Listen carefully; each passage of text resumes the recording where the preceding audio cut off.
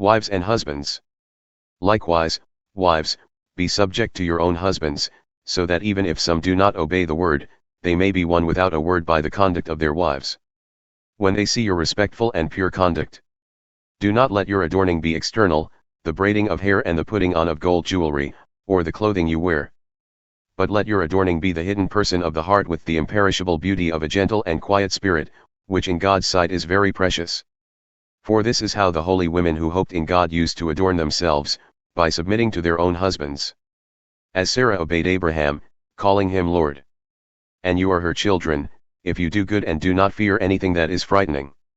Likewise, husbands, live with your wives in an understanding way, showing honor to the woman as the weaker vessel, since they are heirs with you of the grace of life, so that your prayers may not be hindered. Suffering for righteousness' sake.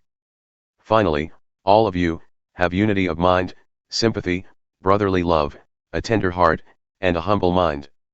Do not repay evil for evil or reviling for reviling, but on the contrary, bless, for to this you were called, that you may obtain a blessing. For whoever desires to love life and see good days, let him keep his tongue from evil and his lips from speaking deceit. Let him turn away from evil and do good, let him seek peace and pursue it. For the eyes of the Lord are on the righteous, and his ears are open to their prayer. But the face of the Lord is against those who do evil. Now who is there to harm you if you are zealous for what is good? But even if you should suffer for righteousness' sake, you will be blessed. Have no fear of them, nor be troubled. But in your hearts honor Christ the Lord as holy, always being prepared to make a defense to anyone who asks you for a reason for the hope that is in you, yet do it with gentleness and respect. Having a good conscience, so that, when you are slandered, those who revile your good behavior in Christ may be put to shame.